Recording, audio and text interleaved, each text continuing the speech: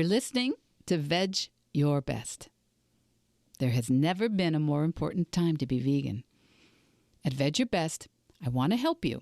I want to help you limit and eliminate the consumption of animal products without feeling deprived, overwhelmed, or unsupported, even if no one you know is vegan. My name's Michelle Olander. I'm a life coach, and I know that if I could go vegan in my 50s with all my excuses, I know you can start moving in that direction too. Veg your best, and there's nothing you can't do. Episode 148, Declare Your Vegan Independence.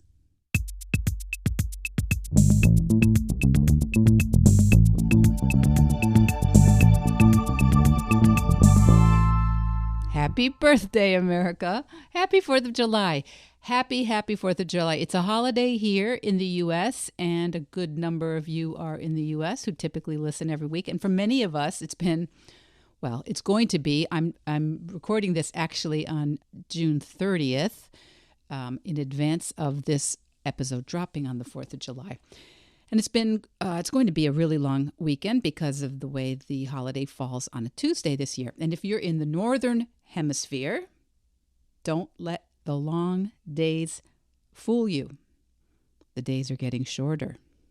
Yes, it's imperceptible at the moment, but by August, I guarantee you'll be noticing. And if you use a calendar, you know this is halftime. The halfway point in the year, and if there was something, whatever it was, something you had said about 6 months ago that, yeah, you definitely wanted to do this year, well, this year is half over. I know. And if there was something you said in the midst of last winter, or in the winter holidays, or in the crush of the school year, or when it was just so dark and gloomy and cold, and you thought, well, for example, you thought, I know, eating plant-based. I know I should add a lot more fruits and veggies. I know, but moving towards a vegan lifestyle is impossible in the winter. It's so much easier in summer. Well, I'm sorry to be the one to tell you, it's summer. It's summer. Listen, before I was vegan, I've told you a million times, I was an excusitarian. That's an episode on excusitarianism. I think it was in the first 10 or so episodes way back in 2020. I was an excusitarian. And yes, I still have loads of excuses. They just aren't really about eating animals anymore. But the human condition is to have excuses.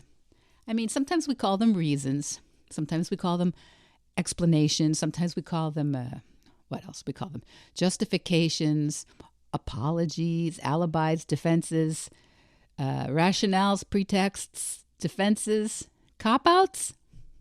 Cop-outs, I have plenty of those.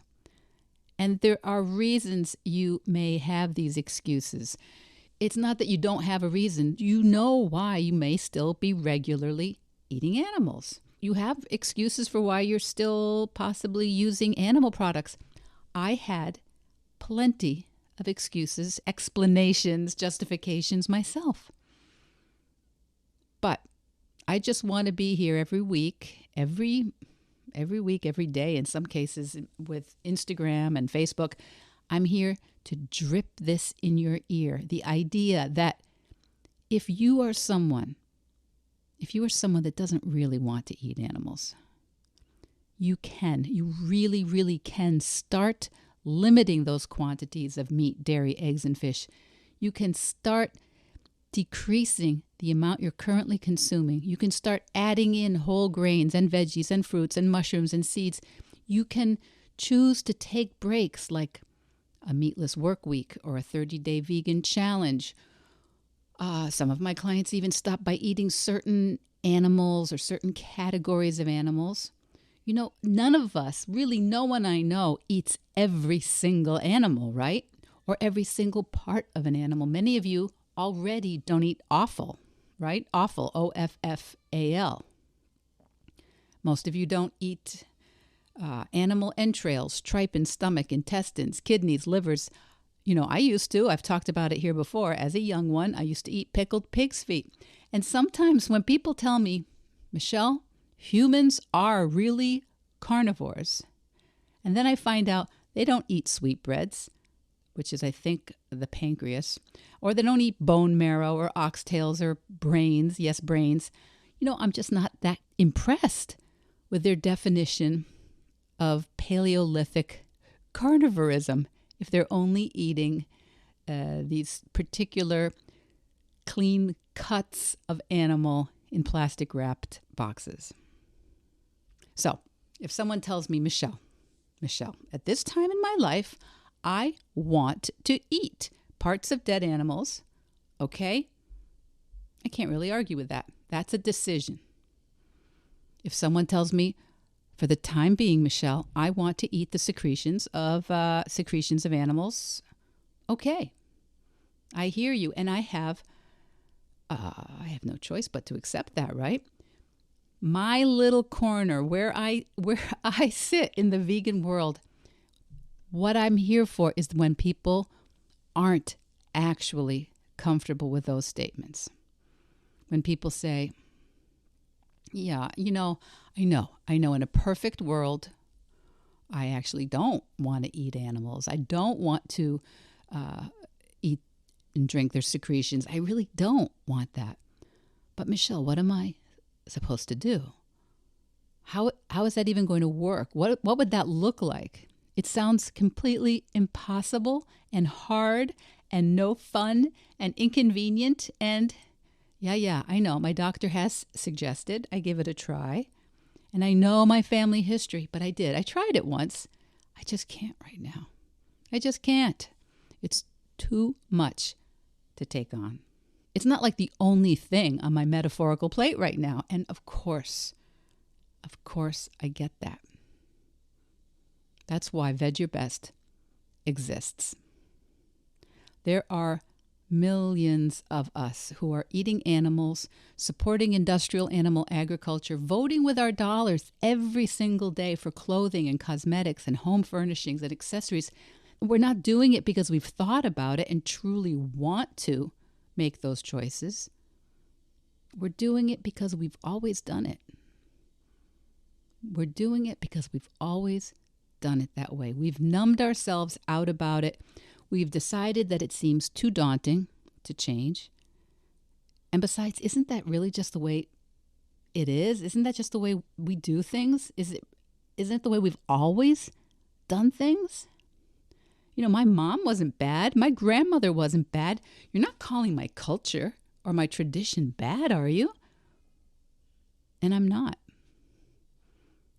But I do actually believe that most of the people I know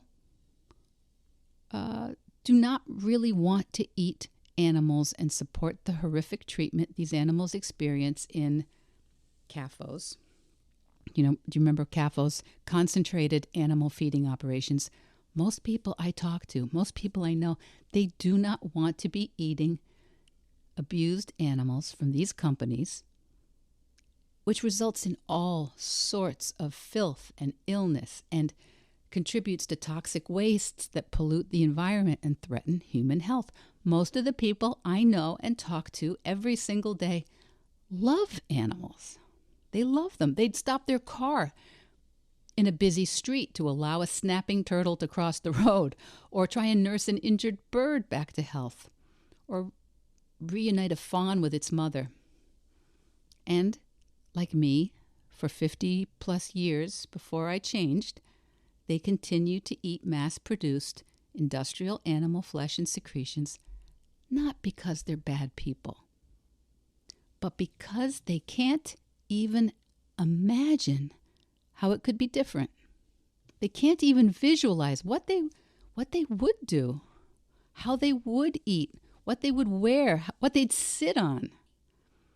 They worry that their family and friends would either mock them or not support them. They fear it will take time and energy and money that's already in short supply. And maybe most of all, that it just won't be any fun at all.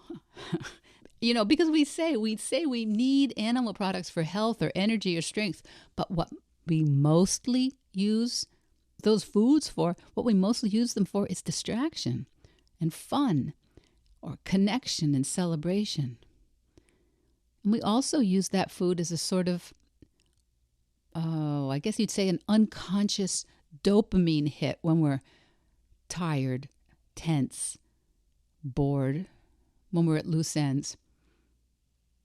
When you think about food and the way it's working in your life, the way you think about it, what it's doing for you, most of us have a hard time imagining that we can really change it to be something as intentional as a vegan diet. So, in honor of Independence Day here in the U.S., I'd like to suggest that making a decision to intentionally limit, to intentionally eliminate the consumption of animal products in your life is a declaration of independence. Of course, it feels easier not to. Probably, right? It feels like, who knows how that's even going to go if I stop eating eggs and dairy? What's that even going to look like if I no longer eat pigs or wear cows? What am I going to have to learn how to do that's already automatic for me? What will I have to explain to others? What will I have to prepare for? You know, maybe like me, you've always prided yourself on being, quote, a good guest, right? Do you know what that's like? I spoke with someone recently who's plant-based, and she added that when she goes to someone's home, though, she is still a, quote, good guest, meaning she mostly eats what she's offered. And I definitely did that during my excusitarian phase. And I know some vegans are going to say that's hypocritical or that's wrong. And I say it's part of the process for most of us.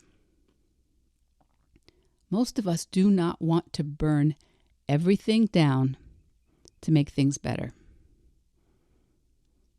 Veg Your Best means exactly the opposite of burning everything down. But it can mean making a decision about what future you want to create for yourself, what you want to start building, and how you want to offer your choices to others, and what you want to underwrite, and what you want to pay for.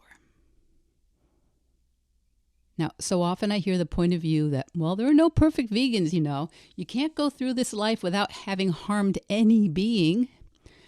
But that's like saying since you can't read everything, there's no point in reading. Or because you can't be sure you'll never tell a fib or a lie, there's no point in teaching children to be honest. It's like saying because you can't be sure every single child on earth is nourished, educated, and loved, given medical attention, that we should just not bother. I ate animals and I bought animal products for decades. And I think I knew what was at stake, but I also believed it was more or less impossible to do anything about it. I was wrong. And if the only way to be vegan was that I became completely compliant from day one, overnight, I don't think I'd be vegan right now, probably. Because I was taught to eat animals. I learned how to eat animals. I taught my children to eat animals. I was indoctrinated into that way of life over years and decades. And then I indoctrinated others that way. And bit by bit, I started to think, maybe, maybe. That's how little this thought started out. Maybe I could move away from all that old programming. Maybe that old idea that just because it was tradition, just because that's how we had always done it, just because it seemed normal, I did know it was harmful. And I did know that just because eating animals was almost literally woven into the fabric of my culture and family and celebrations, I did know. I could tell it was cruel.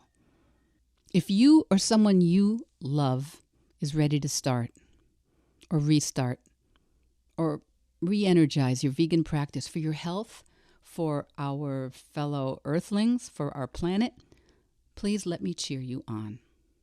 Please let me cheer you on for the next 6 months of 2023. Yes, I know you have a full plate. Most of us do. There are all kinds of commitments we have. There are emergencies we need to attend to. There are pressures of everyday life that mean we cannot just move to an ashram and have monks make us delicious vegan food and leave it on our table while we meditate. We're living in the real world. And we're halfway through 2023. And I can hear you. I know. If only things weren't so crazy right now, Michelle, then I'd have the time. I'd have the space to figure this out. There's that thought you've got that you'll get to it. You'll get to it when life eases up. So you can finally focus on this process. But waiting for real life to let up before you even start limiting animal products, this is not a vegan recipe that will work. It isn't.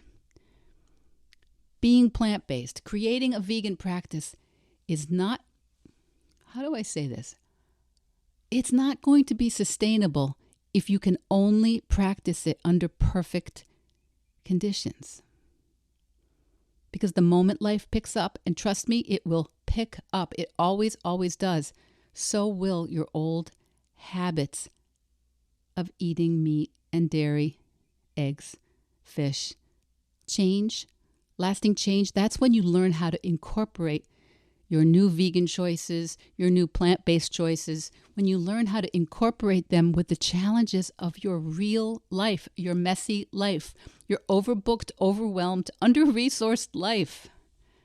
Whatever you want to really change will only work when you figure out how to make the best possible choice today in this life that you already have. Now, maybe when you're listening to this, you've been on a long holiday weekend in the U.S., or you're gearing up for a summer road trip or time with friends or family, and it seems like, today is not the day, and I am not the one to go vegan. But I think it's the perfect time to veg your best.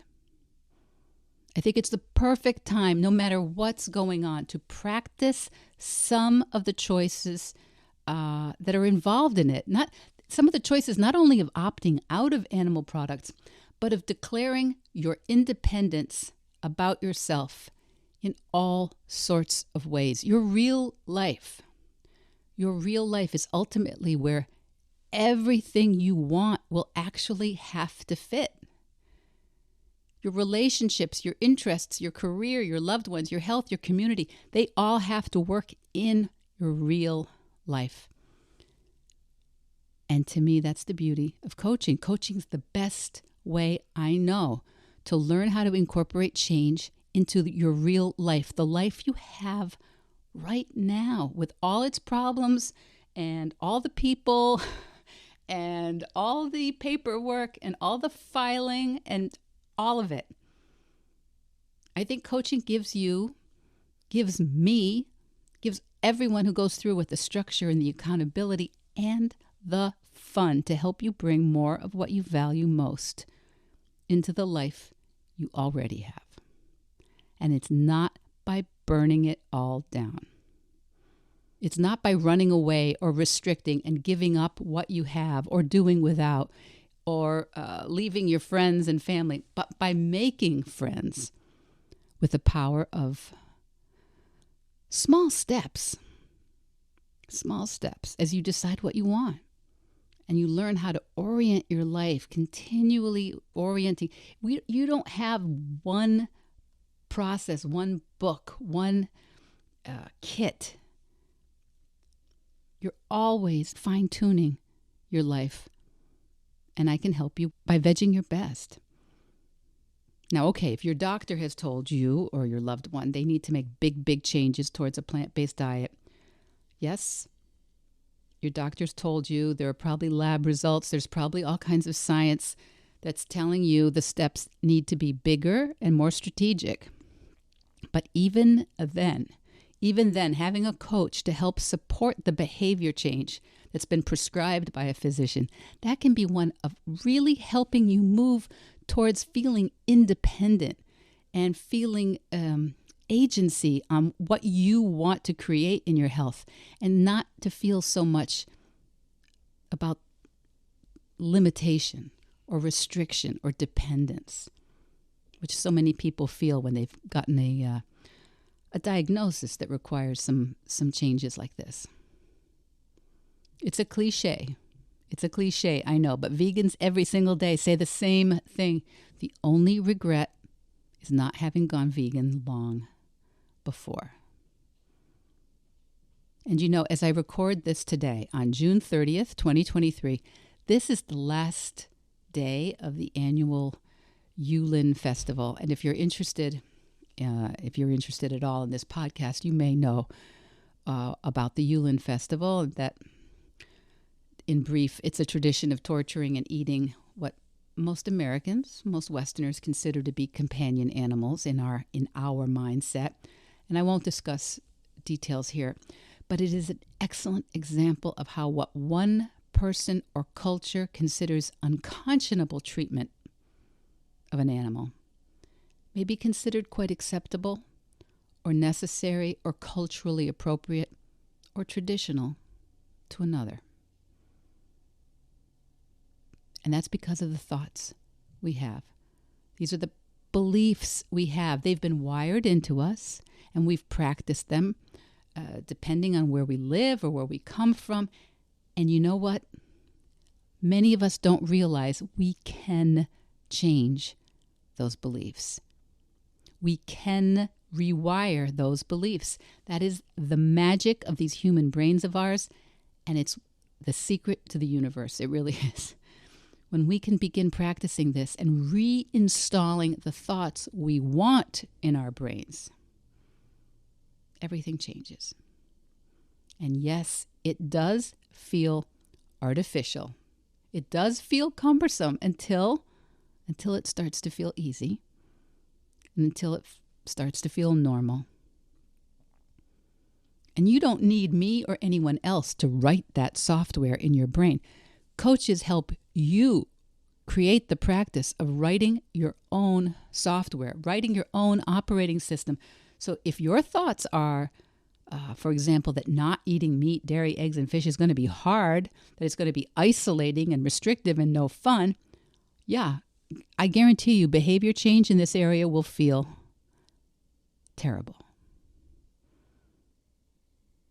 Coaching can give you the tools and the resources to start putting into place the ideas that take advantage of your brain's neuroplasticity. It doesn't matter how old you are. You have the ability, as long as your brain is still creating thoughts on its own, your brain, you can create independence with that brain. You can declare your own independence in every area of your life, depending on your commitment to creating a practice of being in charge as much as you can of what you think. Did you know that you can think something and go, oh, I just thought something. I was just thinking, I don't know how I'm going to travel next week and not eat meat, fish, dairy, and eggs. I could just accept that that thought came into my head and just go, yeah, I don't know how I'm going to do it. Or I could interrogate that thought. That's what coaching does. We help you interrogate the thought and decide, yeah, right now I am thinking that. I wonder what else I could think. Maybe I could think I have not had that much trouble in most of my trips, or it only is a real problem in some cases. We can start to interrogate those thoughts and install slightly different thoughts that make us feel a little bit less defeated. Your independence in every area of your life depends on creating that practice of being in charge as much as you can of what you want to think about creating a vegan practice. And even if you've failed before, even if you've been putting it off, coaching can get you the traction and the momentum. And before you know it, I'm telling you, you have created a future where those new actions and choices just feel normal. Really, really. If that's something you want, please let me know. If that's something you're not sure you want, you know what? Why not get on the phone? We'll talk about it. Veg Your Best is my podcast. It's also the method that I use, but you decide your goal. Even if you think you're not sure whether you want to just try limiting meat or eliminating dairy, maybe you just want to be plant-based until dinner time, or you only want to eat animals when you're at your mom's house on Sunday, let's get on a call. Let's get on a call to see how the coaching process can help you do what you say you want to do, and then build that trust in yourself. And you can do this before September rolls around. You could be good at it by the time September rolls around. And it's a process you will use for the rest of your life, because to retrain your brain, that's how you create change in any part of your life. So that, to me, is real independence. Knowing that you can make your own choices. You can pursue your own life, liberty, and happiness. And you don't do it by being perfect. You don't do it by already knowing exactly what you're going to do, or having the kit, or having the book, or having the recipes, or the list of smoothie ingredients, or waiting for the right time, for that matter. You do it by showing up day by day and making the next best choice. You veg your best. So happy 4th of July, Americans. Happy summer to all of you in the Northern Hemisphere. It's halftime. It's halftime 2023. And we all know anything can still happen. So let's go, okay? Let's go. Let's talk. Let's put together a plan that September you in September you is going to be so happy that you decided to start today. And until next week, kids, veg your best. Veg Your Best podcast production, music, and editing by Charlie Weinshank. Thanks, Charlie. Before you go, it would mean so much to me and the Veg Your Best team if you would hit subscribe, leave us a 5-star review, or share with someone you think might be interested. Something about algorithms, it helps bump us up a little in the rankings, and that's the best way to help others find the podcast and for us to find our audience. So, until next week, make it easy and veg your best.